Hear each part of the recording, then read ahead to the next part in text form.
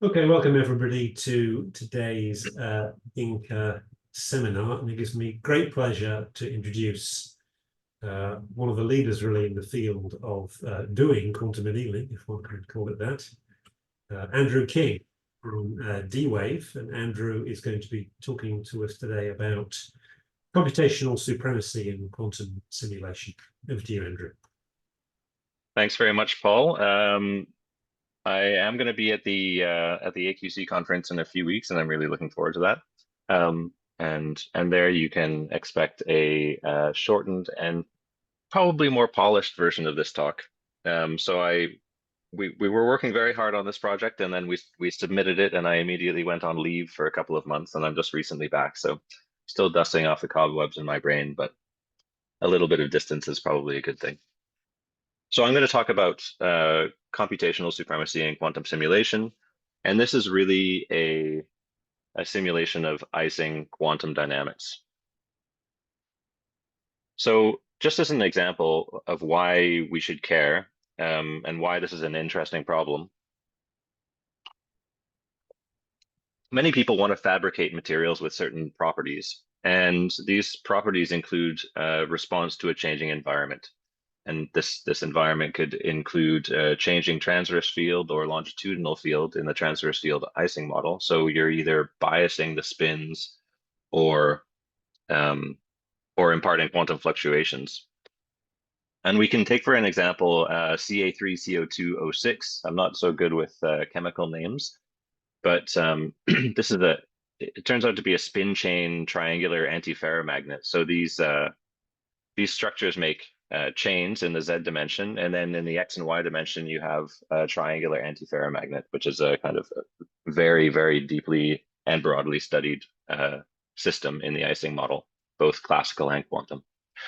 And as you increase a longitudinal field, you'll see these magnetization plateaus, and you have a hysteresis, so you have a kind of an out of equilibrium response to a changing magnetic field. And the only way that you can get these quantum dynamics correct is by doing a quantum simulation. There's this old chestnut from Feynman saying if you want to simulate nature, you'd better make it quantum. So for large systems, which any reasonable sample of an actual material would be, this quickly gets out of hand for classical means of simulation.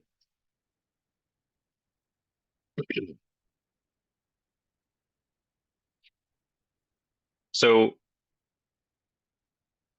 last year we had a paper in Nature showing quantum critical dynamics in a 5,000 qubit programmable spin glass. And I have had a few things change in my PowerPoint here. Here we basically showed what they were trying to show in the mid-90s when Brooke et al. Were studying chunks of disordered materials in magnetization lab. And what they saw was indirect evidence that if you subjected the system to an attenuated transverse field and the transverse in this case is physically transverse to the Ising moments in this system, then you can actually equilibrate the system faster into a low energy glassy state than you can by thermal annealing. So thermal annealing means not simulated annealing, but literally thermally annealing, reducing the temperature of a physical material. And we were able to do this in a 5,000 qubit programmable spin glass, which is kind of something that would be unheard of when I was starting at D-Wave 11 years ago. Because not only were the processors much smaller, but we had a mixture of quantum and thermal effects that was really quite hard to understand. So here you can see from here you have the experimental data, and what we're doing is we're reducing the residual energy by annealing more slowly. This is the kind of thing that we're doing a lot right now because it's based on fast anneal, and when you do a fast anneal in the D-Wave processors, there's not a ton that you can do in terms of exotic control, reverse annealing, and specific annealing schedules, but we are working on that. So you make the annealing time longer and longer, and this is in nanoseconds for quantum. Just to fit everything in the same picture, we do Monte Carlo sweeps for simulated annealing and simulated quantum annealing. If you look at the CPU core, this is like a million times or a billion times slower than the other two. So they don't really, this is not apples to apples in terms of the units on the x-axis. But what's important is the slope of this line. And so here you have power law fit lines between the residual energy density. So how far are you from the optimal state, and the annealing time.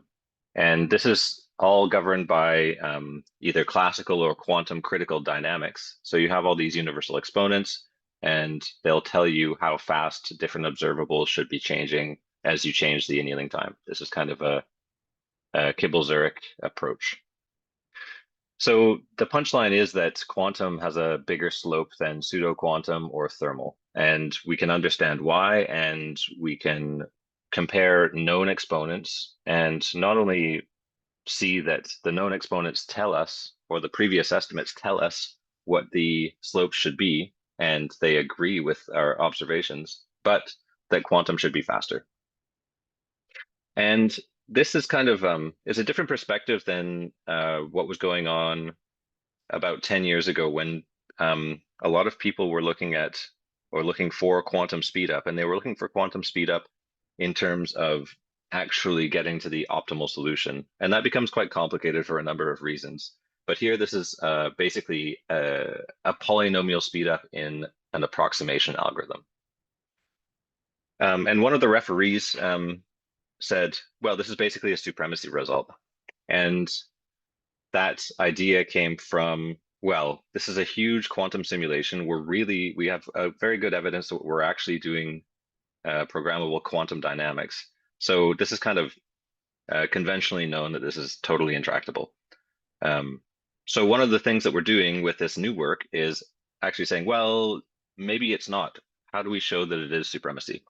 Supremacy just meaning that you really cannot do it with any classical method and any classical computer right now.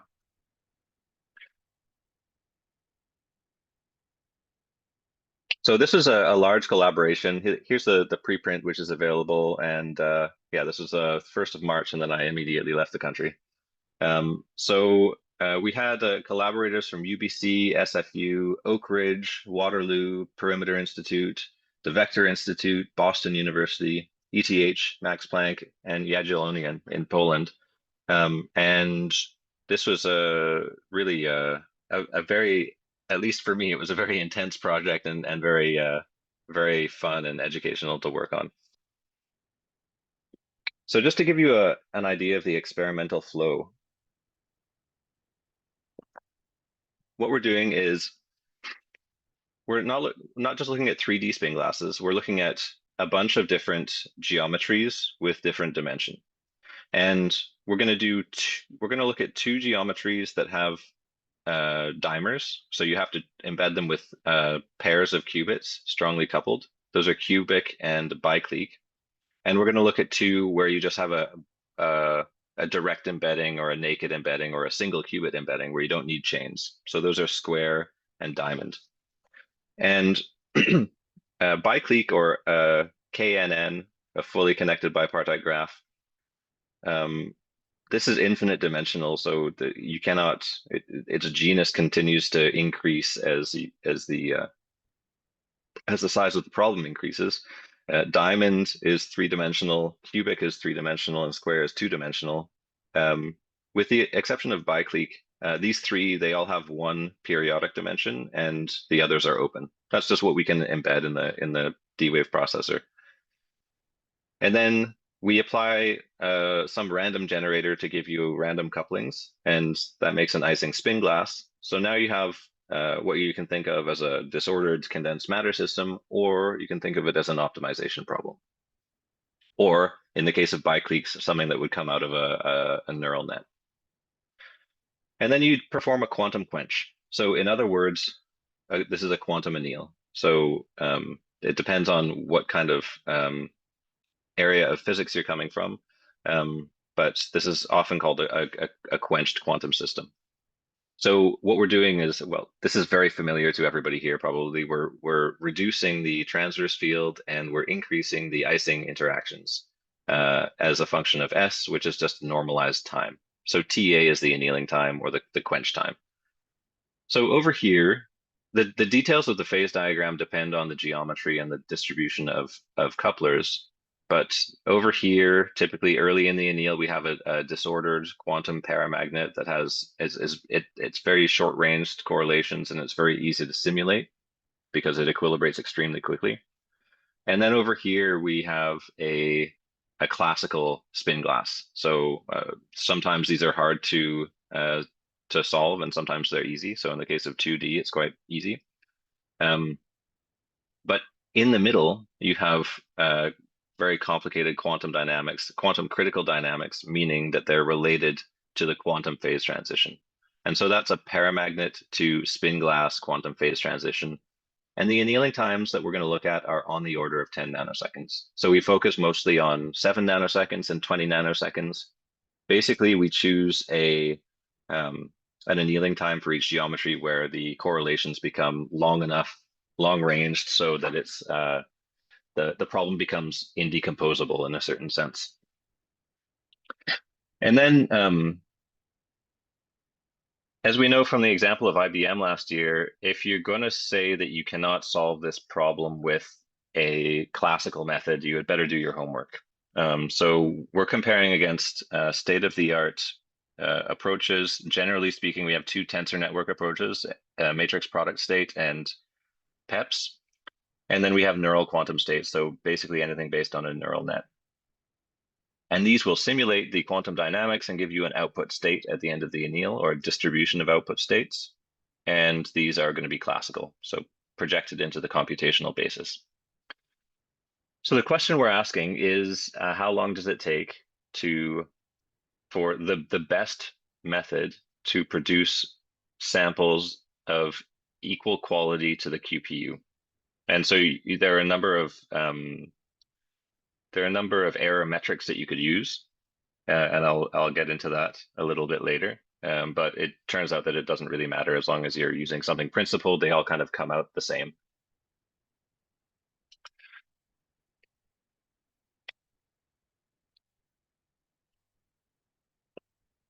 Okay, so MPS or matrix product state is basically a method where it's extremely effective for one-dimensional systems. It's also called a tensor train, and basically you apply you process the spins one by one in order, and develop an approximation to the wave function. And the approximation is basically bounded, or the size and quality of it is bounded by the bond dimension. So you're going to essentially do a principal component analysis of the wave function that is squeezed into this limited size tensor. And so the bigger this bond dimension is, the longer the computation takes, and the more memory it takes, and the better your approximation is.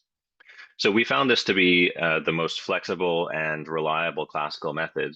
But the problem is that the higher the dimension of your system, the closer this gets to actually being brute force. So basically, MPS requires that you process the spins one by one.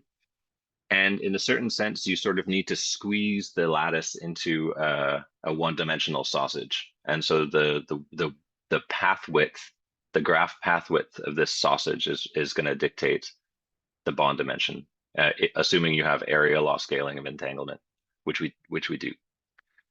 So PEPS is a little bit better. It's more appropriate for two-dimensional systems and in principle three-dimensional systems. It adapts to the geometry of the lattice, and this is the primary mechanism that most people used to make these refutations of the IBM claims of computational supremacy, or advantage as they call it. So as long as your correlations are short range, PEPs can do a really good job, and we do find a crossover between correlation and the competitiveness of PEPs. So if we do very fast anneals, like one nanosecond, and maybe I'll explain what I mean by that later because we can't actually anneal for 1 nanosecond. I'll just explain it now because I don't think I have a slide on it. Because we have unitary dynamics, or we're assuming unitary dynamics, you can trade off energy scale and time. So if you reduce the energy scale of your quantum annealing Hamiltonian, that's equivalent to making the anneal faster. So we can kind of fake doing very fast anneals by cutting the energy scale. And we can do a good job of simulating fast anneals, but PEPs can too. So this is not a competitive regime for us. Neural quantum states use a neural net to approximate the wave function, and we explored various approaches. The experts on that were Roland Wiersma and Juan Carrasquilla. Juan, he was recently at the Vector Institute, and now he's at ETH. And we didn't find any cases where neural states were better than MPS and PEPs. So I'm going to focus on matrix product states. And so we can kind of reduce the problem of determining the hardness of this classical task to determining it for MPS. We use a lot of time, I think certainly hundreds of thousands of GPU hours on Frontier and Summit. So we're very grateful to the Oak Ridge Leadership Computing Facility for providing those GPU hours to us. There's no way that we ever would have been able to do all these classical simulations on our local cluster. And we used a variety of basically whoever was involved in the project ran things on their own local cluster. So we had quite a distributed set of resources for classical compute that were very useful. Now we did use the Advantage 2 prototype. And I think shortly after we put this paper on arXiv, the Advantage 2 prototype went online for public use. So it is publicly available. It's Advantage 2 System 2.3 or something like that. It's the only one that's available as far as I know. And there's another more important thing that is recently publicly available, which is fast anneal. So we have kind of made a public API where you can do these fast anneals, so down to 5 nanoseconds. And some of us have spot checked these results and shown that you can basically do everything that we did in this paper through the public API now, which was not the case when we actually did the work. But I think a lot of people will be interested in exploring coherent dynamics, which are going to be primarily in the kind of 5 to 40 nanosecond range. Advantage is a lot noisier than Advantage 2. Advantage 2 also has significantly higher energy scale. So back to my comments about unitary dynamics, that basically means that the time, the anneal time, is effectively twice as long for Advantage 2. So that gives you an extra factor on the upper end of your coherent dynamics. But we were able to get similar results or consistent results between the two QPUs, and especially on the longer anneals, Advantage 2 had lower error. So I'll focus on Advantage 2 as well, but I will show some Advantage results. So what do you need for a supremacy claim? This is kind of a general formula because you have to ask yourself, how do I prove that you have to prove that you can do something that is impossible to confirm in a certain sense. So there's a certain flow that the argument has to follow. The first is direct evidence of QPU accuracy for small inputs. And this is kind of a no-brainer. You get your feet on the ground, you make sure you're not making any mistakes. So you have to establish correctness of the results where it is routine or even possible to do classical simulation. And another important thing here is that the error has to be low enough to prevent spoofing. So in this, for these small inputs, we can think of them as just small inputs. What I really mean is easy simulations. They need to be so easy that you can't just get to the QPU level of error. You have to get much, much lower than that to compute what we call a ground truth. So you don't just match the QPU quality. You have to get a reliable reference that is so reliable that you can tell how far any other given solver is away from this ground truth. And that allows you also to prevent to confirm that the error is low enough to prevent spoofing.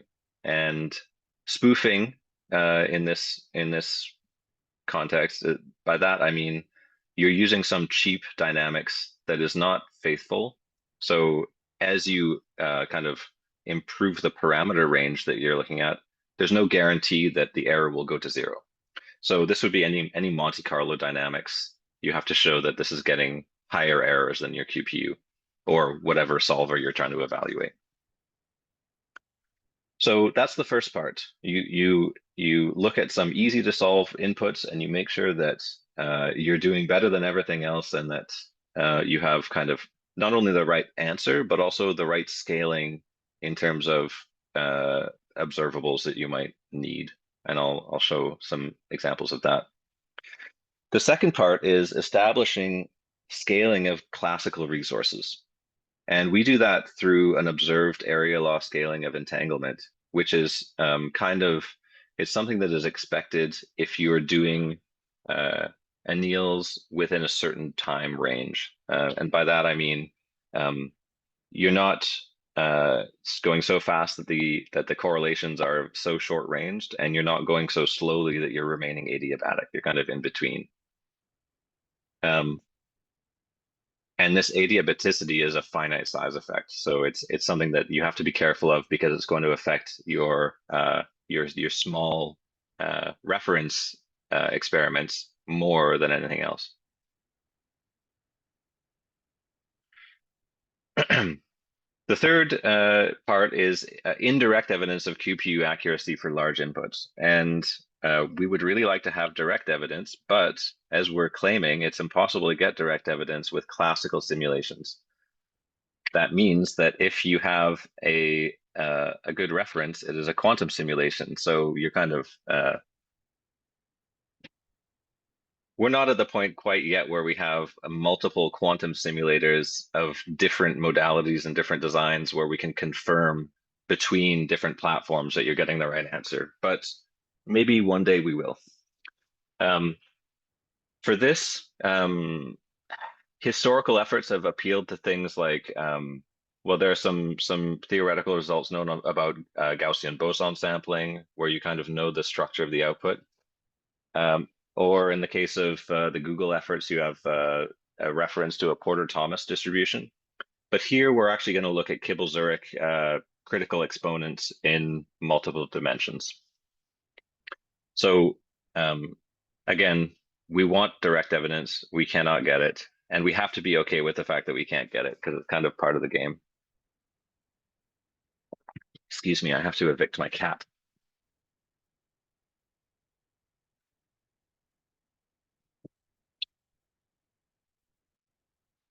Okay, so some experimental results.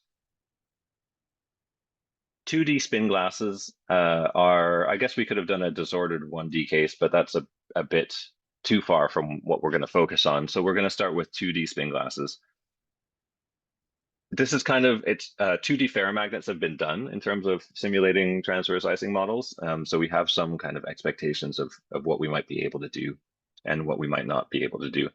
So in short, using Frontier and Summit supercomputers, we can get good results on up to 8x8. But we can really do a lot of parametric sweeps and deep dives into up to 6x6. So this is what it looks like. As I said, it's got one periodic dimension and one open dimension. And this is what I mean by super fast anneals. So we're actually going to I have to remember because we're doing things differently now with respect to the fast anneals. But then the fastest we could anneal at full energy scale previously was about 6.5 nanoseconds. And here you can see we're going down to about 100 picoseconds. So we're really cutting the energy scale here. And to do this, we calibrate time using a different system, a different spin glass, an ensemble of spin glass systems. So we're not like begging the question, as it were, but we're actually calibrating time on one set of instances and then using that calibration for all the geometries, all the instances we look at. So in any case, we have two observables that we're looking at here. One is the Edwards-Anderson spin glass order parameter squared, so Q squared, and one is the residual energy per spin. So this is a very common thing that we look at, and this is basically what we look at in terms of the onset of order for spin glasses. So it should, depending on the input, it should grow to something not quite 1, but pretty close, depending on degeneracy of the system. If you have no ground state degeneracy, then you would actually go all the way to 1. So we have 3 orders of magnitude in terms of the annealing time, where we have good results. And then here we're just showing the very beginning of decoherence, where it's not that everything falls apart in terms of getting garbage output, but you have a mixture of thermal effects that come in. They obscure the dynamics and they slow down the dynamics. So not only is it not as fast, but it's not Schrödinger dynamics, so we can't compare it to a proper Schrödinger simulation and expect to get the right answer. So you can see 2 arrows here, uncorrelated and adiabatic. And as I mentioned, we want to be in the sweet spot between the two. So if we do very, very fast anneals, you have extremely short range correlations. And with something like PEPS, you can easily simulate this. If you go too far, then you have adiabatic dynamics, and you're just going to drag the ground state. And the output, again, disregarding the issue of ground state degeneracy, the output will just be the ground state, which is not hard to simulate because you can just solve these problems. They're not so big that they're impossible to solve the classical ground state. So what we're doing is we're annealing, not incredibly fast, but fast enough that we, at the critical point, we kind of explode into a superposition of excited states that is very hard to, it's highly entangled and it's hard to simulate. So this is the sweet spot that we're aiming for. And if I was showing entanglement entropy, it would actually peak around, where does it peak? It peaks around 1 nanosecond for these systems. But again, this is a finite size effect. Okay, so the Q squared is actually basically an average spin-spin correlation. But if you want to make sure that you're actually not just getting the average spin-spin correlations, right, but all of the spin-spin correlations, right, you're going to have to look at all the spin-spin correlations. So here we have QPU, and here we have MPS with a high bond dimension. And it's only high for 6x6. For larger inputs, we have to go much higher. But we find that 256 is big enough to consider it a ground truth for 6x6. So we compare I want to say 300 spin-spin correlations in this system, and we find that we get a very good agreement. And we're comparing quantum dynamics, like the real Schrödinger dynamics, against a programmable experimental system. You have a little bit of deviation, but this is pretty much along the diagonal. It's good. And you can do the same thing for MPS with a lower bond dimension. And you see also very good agreement. But we want to boil that down to a number. So we're gonna devise a correlation error metric, which is basically a normalized root mean squared error on the spin-spin correlations. So this is the main figure of merit that we're going to look at, simply because it can be estimated easily, even for large inputs. So yeah, you might have to draw a lot of samples to get the correlations right, but we're just talking about 1 million samples. We can also look at the Bhattacharya distance or the classical fidelity, which is based on the the ground state probability versus the experimental state probability, and this gives you a very expressive metric on error. So one more point is that with bond dimension chi being 64, you get pretty close correlation errors between MPS and QPU. And so that's an important idea, like how high does the bond dimension have to be to match this error? So we can consider these to be pretty close. I'm going to get more into detail. But we can also compare the classical fidelity. And now so this tilde indicates that we're talking about the ground truth. So this is the spin-spin correlation, Cij for the ground truth. This is experimental or numerical. Of course, the ground truth is also numerical, but is more rigorous. So here we have the state probabilities, ground truth and experimental or numerical. And we find, again, comparable fidelities. And the majority of this loss of fidelity in this case is just coming from sampling error. But it turns out that to get a good estimate of the classical fidelity, you need to sample exponentially many states, exponential in the entropy of the system. And the entropy of the system for these experiments grows exponentially with the size of the system. So 6 by 6 is really pushing it. So we're gonna stick with the correlation error after making the argument that they give the same results, basically. Okay, so what is the correlation error? Let's look at instead of one 6 by 6 example, we'll look at an ensemble median. And instead of just doing 6 by 6, we'll do 4 by 4, 5 by 5, 6 by 6, 7 by 7, 8 by 8. And beyond that, we can't get good ground truths. So we're gonna leave it there. And this is advantage 1 in gray and advantage 2 in blue. And you'll note that advantage 2, it can't do these cylinders if the periodic dimension is odd. So we only have 4, 6, and 8 for advantage 2. This is the one thing where advantage 2 is lacking over advantage 1 in this case. Also absolute size, because advantage 1 is at this point over 5,000 spins. Okay, so we can see that we've normalized this error correctly because it doesn't change much with system size. And in fact, we'll find that this is something that's common to multiple geometries, that this correlation error is invariant to system size. So yes, that tells us that we picked a good normalization constant. And we can ask the same question about MPS. So as the system gets bigger, how does the error change? So if you have a fixed bond dimension chi, then your error blows up as a function of L.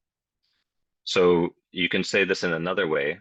If we have a fixed error level, and let's, just for the sake of argument, fix the error level at the same as the QPU error, then how high does the bond dimension need to be so that MPS has the same error?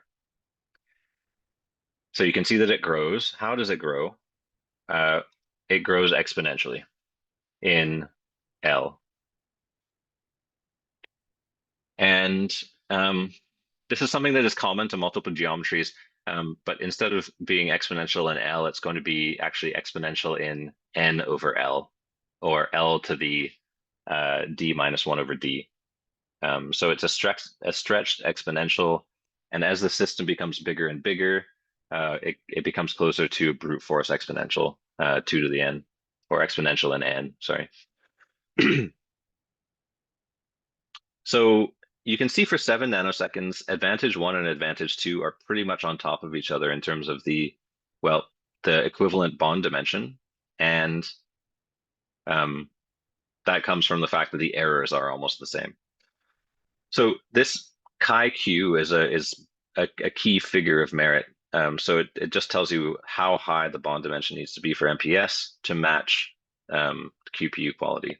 And we have simple dominant scaling or leading order scaling of all the MPS operations in terms of memory requirements, in terms of time requirements, as a function of chi-q, because it just comes out very easily from the SVD that is required in MPS.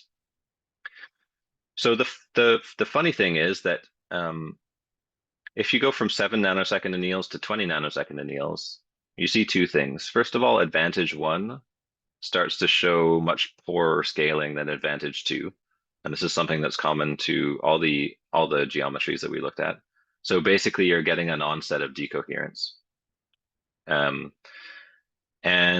the other thing is that you actually have lower chi-q for longer anneals. And this is a finite size effect. So normally, I mean, naively, you would kind of expect that if the system, if you're annealing slower, then your correlations become longer and it becomes more difficult to simulate the system.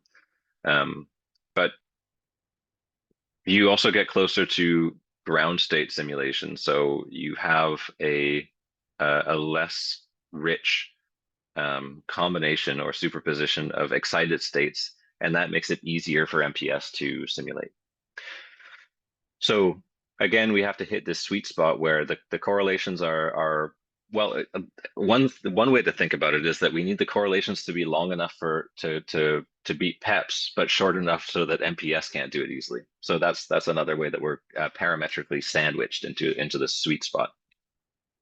But you also need to just make an argument that you cannot decompose these systems into chunks and simulate the chunks in an easier way. So I just want to show a couple of supplementary material figures on the error asymptotes. And this is basically what it looks like. And these error bars are all bootstrap error bars, 95% confidence intervals in the ensemble median. So basically, we're bootstrapping over random spin glasses, and we're saying, well, how concentrated is this observable among random inputs? So this is 4x4, 6x6, and 8x8, and we're looking at how the measured error asymptotes as a function of the ground truth bond dimension. So basically, when can we stop increasing the bond dimension in our ground truth? And you can see that this is maybe it's good enough, but maybe not. So we should find an asymptote where increasing the bond dimension no longer gives a lower error. And as a result, it will no longer give a different estimate of chi-q. As it so happens, this measurement of chi-q is almost always increasing. So that's good because it gives us confidence that we're not overestimating the quality of our simulation because we are doing a bad job of calculating the ground truth. In fact, it's the other way around.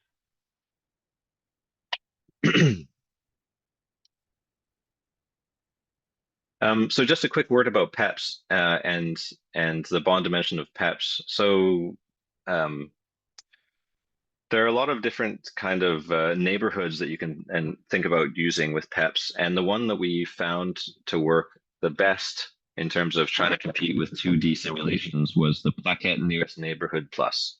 So each dot here is a 4-qubit plaquette, and this is the neighborhood that you're having to look at to get decent estimates for PEPs.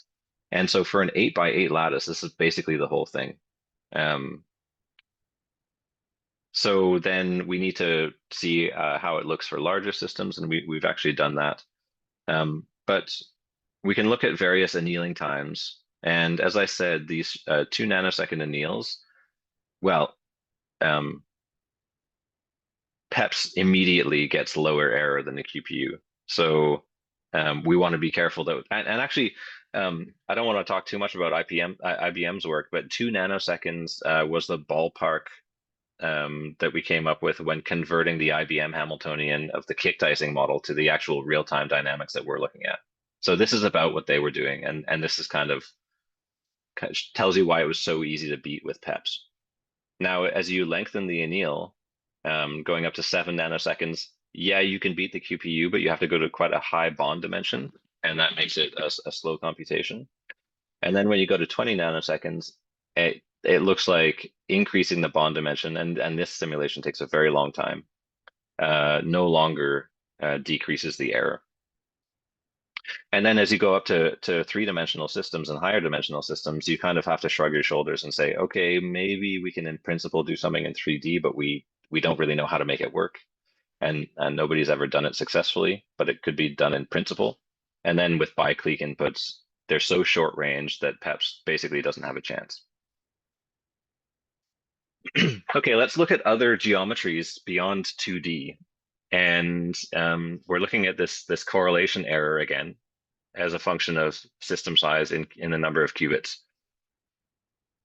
And this is 7 nanoseconds. So Diamond, we could actually only reliably calculate ground truths for two system sizes here.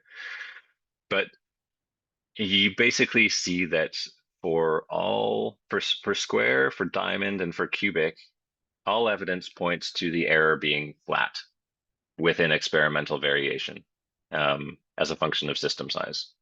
So that is heartening for a number of reasons. The exception is bi-clique, and it's a bit of an exceptional ensemble, because as the system size grows, we have -2 in these chain couplers, and then in the logical couplers, we actually cut the logical couplers by 1 over root n. And we do that to maintain the quantum phase transition. So if we don't want to leave these couplers being very huge, because if these are all, for example, ±1, then eventually these dimers are going to break, and then it's no longer going to be a bi-clique instance. So this is a bit of an exception, but we think this is a finite size effect, but it doesn't really matter, because this increase in error is actually baked into our estimates of required resources to match the QPU quality. So we can take these 4 geometries and we can look at chi-q. So this is what I meant. So it doesn't matter if your error is increasing, because the increasing error is going to be taken into account when you estimate chi-q. And what we're looking for is exponential growth of chi-q as a function of bipartition area. And this is like this is the thickness of the sausage that you have to extrude your lattice into. So as I said, it becomes worse and worse for higher dimensional systems. So for 3D systems, it scales as n to the 2/3, so L squared. Whereas for square, it scales as L. And then for bi-clique, it scales basically as n. But in each case, we have what looks to be exponential scaling. This is trivial because you only have 2 points, but you actually do get an exponential scaling when you look at 20 nanoseconds. You get 3 points. But each geometry has a different slope, and there's no reason why we would expect them to be the same. Now, another thing that we want to look at is the peak entanglement entropy throughout the anneal. So basically what happens is that as you approach the quantum critical point, which is, and the location of this is going to vary depending on the geometry. As you approach the quantum critical point, the entanglement entropy in the system will blow up, and we can compute this from MPS. It just comes out of your MPS calculation. We cannot directly estimate it from the QPU, unfortunately. But we want to compare S max, which is the peak entanglement entropy, with the QPU equivalent bond dimension. And for both quote unquote fast and slow anneals, these are still pretty fast anneals. For both fast and slow anneals, for all of the different geometries, we see pretty much the same scaling between these two. And moreover, it doesn't matter, based on this scatter plot, it doesn't matter if you're looking at an MPS simulation with chi-q or an MPS simulation with in the large bond dimension limit. You get the same peak entanglement entropy. So this tells you that you are doing a good job with MPS, because if you weren't, then you could squeeze this entanglement entropy into a much smaller, potentially into a much smaller matrix, which you can't, because this would be basically the upper bound on entanglement entropy with this size of bond dimension. So you're kind of you're mostly filling up the theoretical maximum of entanglement in the system. So if you cut the bond dimension, you will not be able to capture all that entanglement. And if you don't capture that entanglement, you're not going to be able to get QPU equivalent error. That's what this data tells you. Okay, so let's go beyond the classically verifiable regime. So far, this is making an argument about the scaling. This is the second of my 3 points about a supremacy argument. And here you have classically verifiable. So we looked at this for 2D, and now we're going to look at it for the other geometries. We're actually just going to look at the Q squared metric. And you get a scatter along the diagonal. This is instance per instance. So there's 20 instances at 7 nanoseconds, 20 instances at 20 nanoseconds. And they're all on the diagonal. You can see you're starting to have a bit more variation with the bicliques, but everything is, the median error here is 1%. So Q squared is based on spin-spin correlations, and we're actually going to look at a much more sensitive measure, which is based on not only spin-spin correlations, but also four-body correlations, and that's the Binder cumulant. So I just want to point out the size of the lattices that we go up to in this Advantage 2 prototype. We do the largest ones that we can pack into a 1200 qubit prototype, which is called a Zephyr Z6.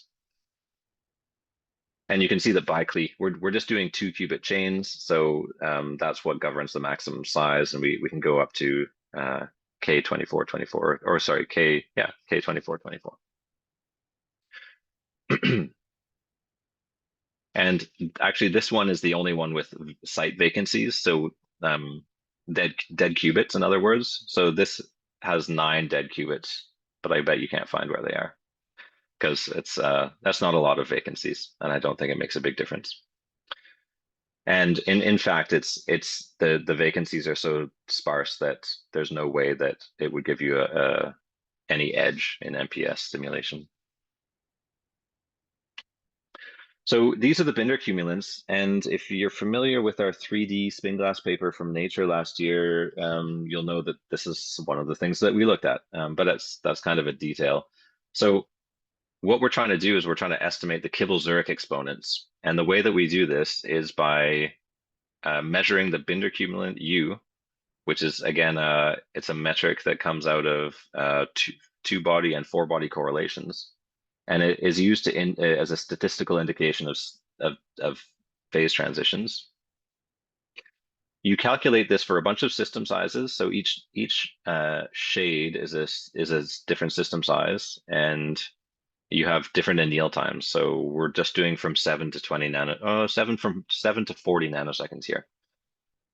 And you'll actually see that this is TA times L to the minus mu. And you're actually gonna for each geometry, so you have 4 geometries. This is square, diamond, 3D, and biclique. For each geometry, you're gonna collapse horizontally this data, and you're gonna do it by multiplying the annealing time by L to the minus mu.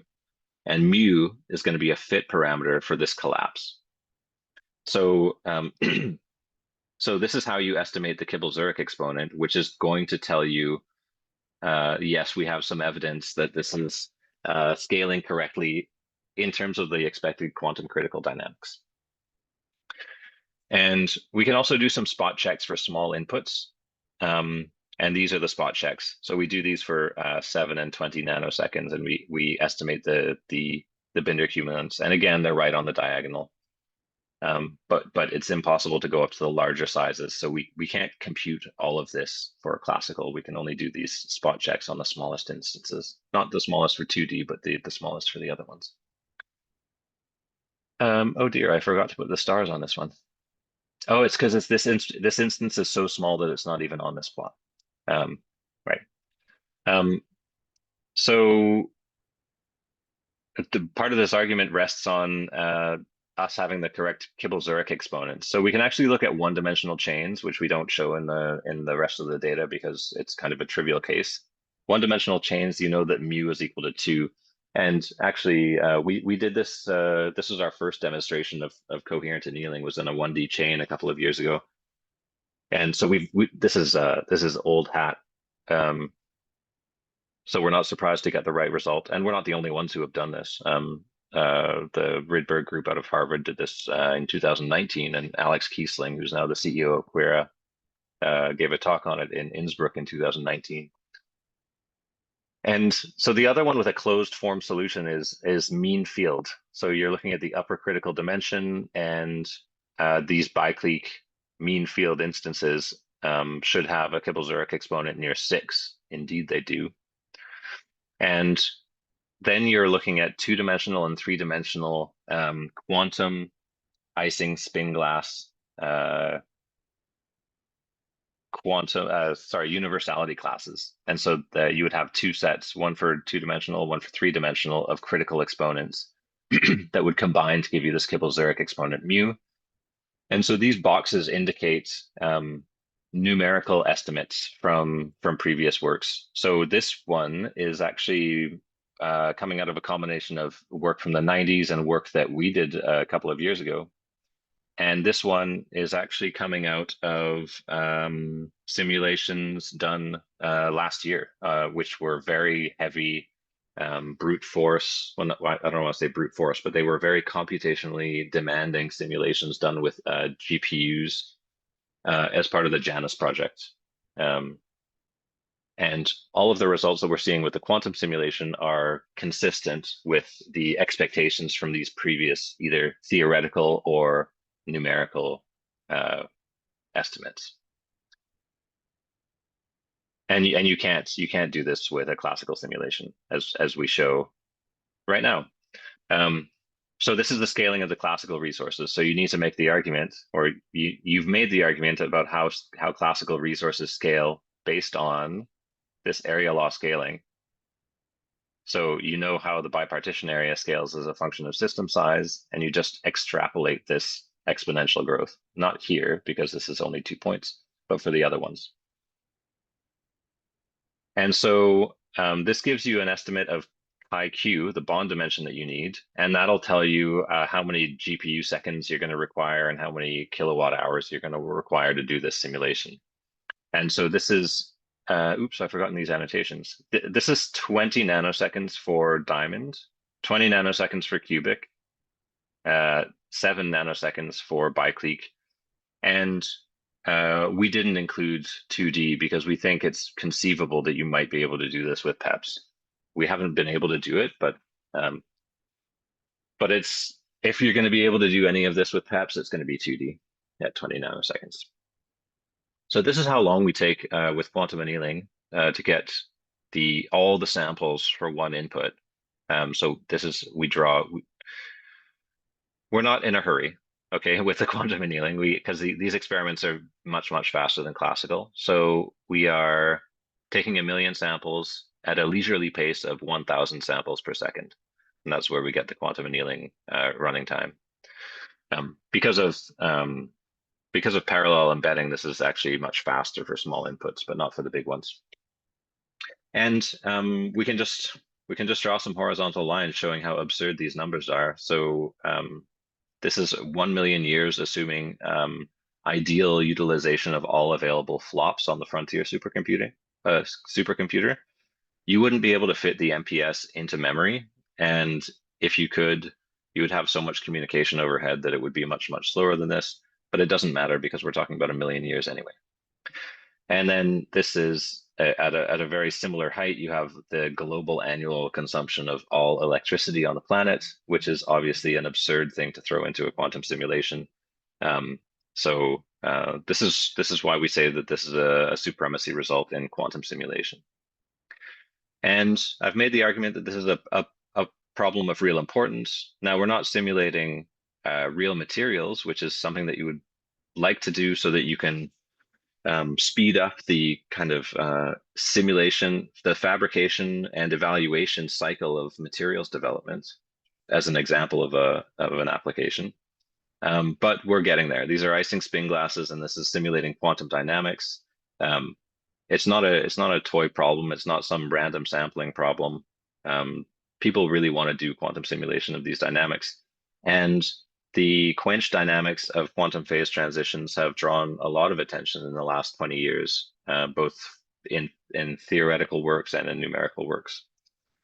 So the three pillars on which our argument rests are the accuracy on classically simulable inputs, hopeless classical scaling for best methods, and beyond classical correctness, as evidenced by the Kibble-Zurich exponents and spot checks on the Binder cumulant. Now, I hope that we'll be able to release some example code of similar experiments soon that people can run independently. But for the time being, I would like to emphasize that it is possible to reproduce these studies using the fast anneal feature on the D-Wave Advantage 2 prototype. So if you're at all interested in doing coherent quantum annealing and you're using D-Wave processors, please start poking around a bit and feel free to ask me any questions if you have any. Thank you very much. Great, thank you very much, Andrew. Lots of fascinating things there. So a round of applause on behalf of the entire audience from me. And I hope we will have some questions for Andrew. So if anybody has questions, either raise your hand or just unmute and ask, please. Sorry for going a little bit long. I think this was justified on this occasion. Hi. So I was curious that you were able to measure the probabilities of the samples with this larger system. So at which point does it become such that you see the bit string only once, so you never really collect enough samples to measure the probability? At which Yeah, so side? it basically happens. I think maybe for a couple of inputs, I took 10 million samples just to look at this exact question. But I mean, this goes down to 10 to the minus 6. But it's just you get stripes in the probabilities where you're indeed seeing them only once. So here 10 to the minus 4 means you're seeing this data 100 times because I'm taking 1,000,000 samples. But yeah, this is 6 by 6 is like really the limit of what you can do to get anything sensible out of this measurement, which is why we didn't use it. And I'm sorry, I thought that I had a slide in this deck on a comparison between the estimates of chi-q using these two metrics, but they're basically the same from what we can tell. Thanks. There's a question from Aaron Lott in the chat that I will read out to you. You mentioned prior way to calibrate fast anneals required lower energy scales. Is that the case in the current Advantage 2 release? Yeah, so actually one thing that I kind of swept under the rug was the fact that we're simulating the same quench with two chips with vastly different energy scales. So basically we're annealing to simulate the same theoretical system or the same model system. We have to anneal twice as fast with Advantage 2 or with half the energy scale. So yeah, all the 7 nanosecond anneals on Advantage 2 were simulated using an energy scale of 44%. Nice to hear from you, Aaron. It's been a while. Hey guys. Good. There's a Yaka Vodep has a hand raised. So go ahead, Yaka. Hello. Yes. Yeah. Hello. Nice to see you again. And Yeah. great talk. I have to say, really exciting results. I have a question about, because I think you didn't touch on this too much, the experimental feasibility, right? So you said that there was going to be some code released where we could reproduce these results. This, of course, would be great to have, but I was just wondering, like, for example, is it as easy as just thinking of some problem that you would like to simulate. You come up with some model and then you deploy it on the QPU, and you can match it with the Schrödinger dynamics result, or is it a little bit more involved than just this? Well, if you have the annealing schedule, basically the annealing schedules are just estimates, but we publish an annealing schedule somewhere on the D-Wave website for each processor, and you can use this as the basis of your Schrödinger dynamics. And basically, I'm missing a few details, but basically you can just calibrate time from the actual experiment to the theory. And that's usually that just gives you a constant offset. So basically you're getting your energy scale off by 5 or 10% or something like that. So you just have to shift time a little bit, and then you can just simulate the system. But yeah. So people have done a lot of work on the back end at D-Wave to make all these simulations way easier than they were the first time I did them. And but yeah, I am working on some reproducible code that people can kind of use to build their own experiments, but it doesn't need to be that it's not super complicated. And most of the shimming doesn't need to be done anymore. Like it used to be the case that for fast anneals, the annealing lines were insufficiently synchronized, so that you would have to synchronize the annealing lines yourself so that all the qubits annealed at the same time. That's pretty complicated. You don't have to do that anymore. It's all done. I mean, we've improved the calibration. Okay, thanks. Yeah, thanks for that. Next question, I think, is from Marcin Dukalski. Marcin, go ahead. Hi, Paul. Thank you. Thank you, Andrew, for an excellent talk. I have a question. So this work is specifically about simulation, right? And you have to go relatively fast to remain coherent, if I understand correctly. Mm-hmm. Of course, like the key go-to application and the business case of a lot of D-Wave products are in the field of optimization, which require you to go slow.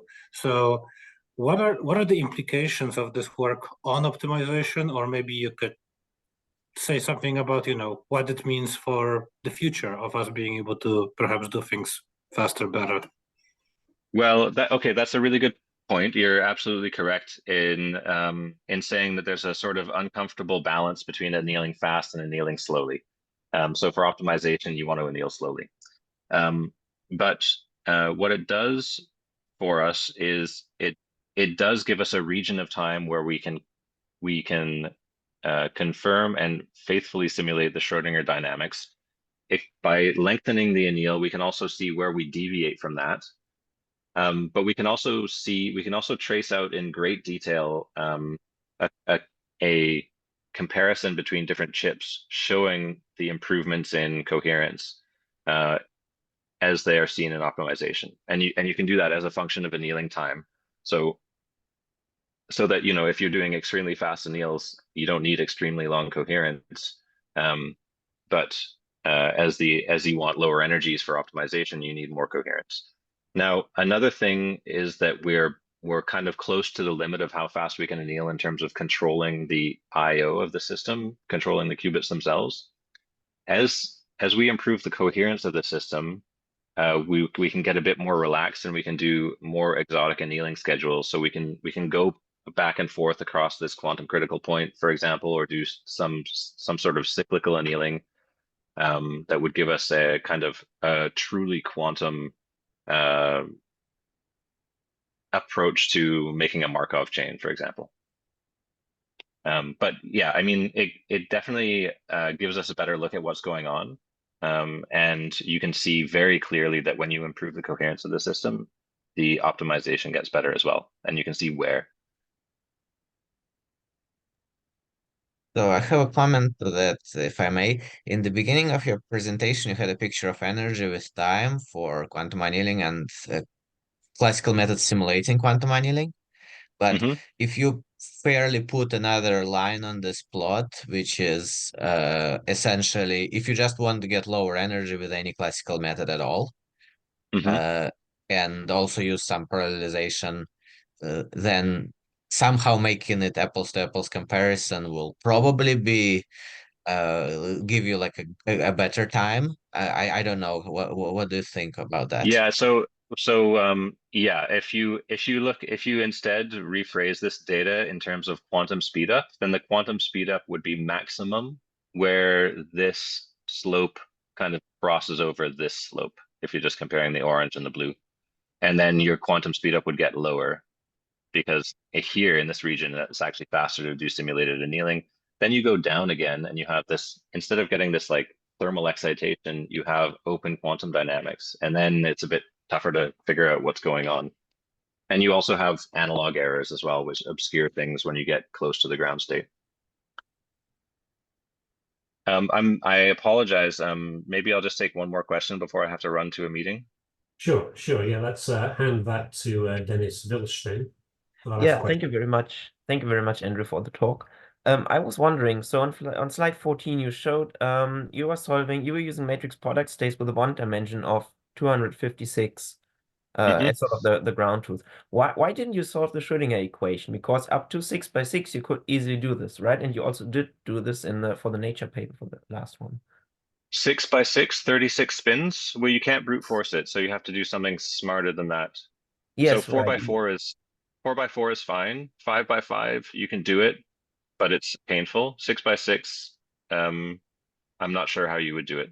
No, I know we do it routinely. I think so. You, of course, you Okay. would need 1 terabyte of GPU memory, so you would multiple GPUs, but then you just trotterize the time evolution and then do every like the sigma z part and the sigma x part one after another, and then you would sort of get the mathematical solution to the Schrödinger equation.